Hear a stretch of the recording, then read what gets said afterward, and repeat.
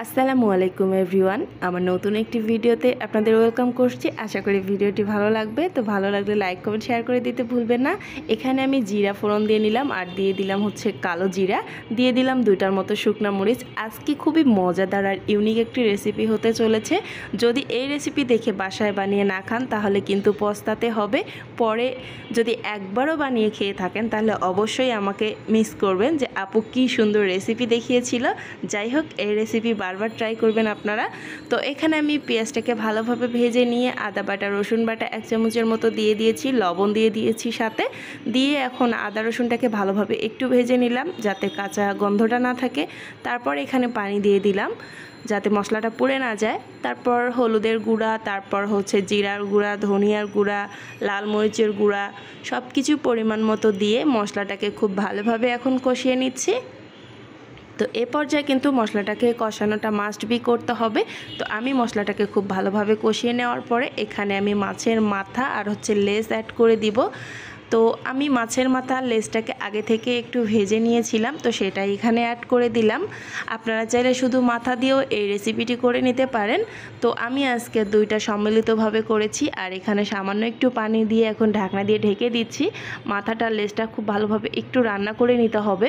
তো রান্না করে নেওয়ার পরে এখন আমি লেজ আর মাথাটাকে একটু ভেঙে দিচ্ছি যাতে করে একটু ভাঙ্গা ভাঙ্গা হয়।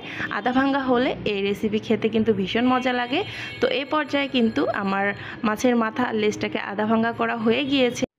এখন আমি অ্যাড করে দিলাম সিদ্ধ করে রাখা আলু, আর আলুগুলোকে আমি আগে থেকে সিদ্ধ করে ভালোভাবে ম্যাশ করে নিয়েছিলাম। তো সেটাই এখানে অ্যাড করে দিয়ে এখন নেড়েচেড়ে খুব ভালোভাবে কষিয়ে নিচ্ছি। এই কাজটা কিন্তু হচ্ছে একটু ধৈর্য সহকারে করতে হবে আর সময় নিয়ে আলুটাকে কষাতে হবে, তাহলে খেতে ভীষণ মজা লাগবে। আমি একটু একটু করে পানি দিচ্ছি আর কষিয়ে নিচ্ছি। দেখতে পাচ্ছেন আমি এই কাজটা কিভাবে করতেছি, এটা কিন্তু দেখে বুঝে নিতে হবে। আর একটা সময় দেখবেন যে পানিটা যখন টেনে আসবে তখন কিন্তু আলুটা ফুটতে শুরু করবে আর একদম গায়ে হাতে সব জায়গায় ছিটে লাগতে পারে। তো আমি এজন্য বড় খুন্তিটা ইউজ করেছি, আর এখানে কিছুটা পরিমাণে পানি দিয়ে এখন ঢাকনা দিয়ে ঢেকে দিলাম।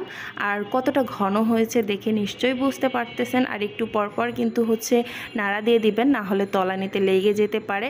আর আমি রান্না করতে করতে যে কি সুন্দর একটা ফ্লেভার পাচ্ছি যা বলার মতো না। আমার রান্নাটা কমপ্লিট হয়ে গিয়েছে। আমি এ পর্যায়ে ভাজা জিরার গুঁড়া দিয়ে দিলাম। এখন আমি চুলার জালটাকে অফ করে দিব।